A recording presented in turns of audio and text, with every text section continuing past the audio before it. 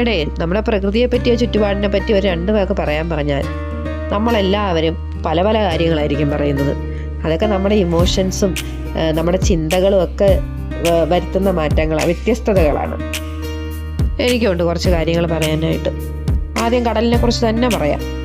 കൊല്ലം ജില്ലയിൽ ജനിച്ചു വളർന്നവരാണെങ്കിൽ എല്ലാവർക്കും അറിയായിരിക്കും, നമ്മുടെ കടലെന്ന് പറയുന്നത് കൊല്ലം ബീച്ചാണ്. ഞാൻ പറയുന്ന കാര്യങ്ങൾ 90s കിഡ്സിന് കുറേ കൂടെ റിലേറ്റ് ചെയ്യാൻ പറ്റുമായിരിക്കും. നമ്മൾ ഏറ്റവും കൂടുതൽ പോയിട്ടുള്ള ടൂറിസ്റ്റ് ഡെസ്റ്റിനേഷനും ഈ കൊല്ലം ബീച്ച് തന്നെ. ചിലവില്ലാത്തൊരു പിക്നിക് ആണെങ്കിലും അച്ഛൻ്റെ അമ്മയുടെ സ്നേഹം ഏറ്റവും കൂടുതൽ മനസ്സിലാക്കിയിട്ടുള്ളത് ഈ കൊല്ലം ബീച്ച് വെച്ചാണ്.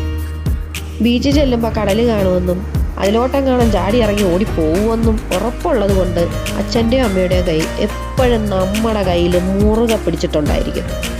ഒന്ന് കാല് നനയ്ക്കാൻ പോലും പറ്റത്തില്ലെങ്കിൽ പിന്നെ എന്തിനാ ഈ ബീച്ച് വരെ വന്നതെന്ന് പലതവണ മനസ്സിൽ തോന്നിയിട്ടുണ്ട്.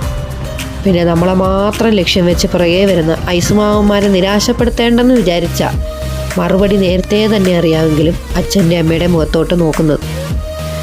ആ മറുപടി ഞാൻ നിങ്ങളോട് പറയുന്നില്ല. പക്ഷേ അത് പറയുമ്പോൾ ഉള്ള മുഖത്തെ ഭാവങ്ങൾ കണ്ട ഈ ജന്മത്ത് പിന്നെ ഒരു ഐസ് മേടിച്ച് കഴിക്കാൻ തോന്നത്തില്ല.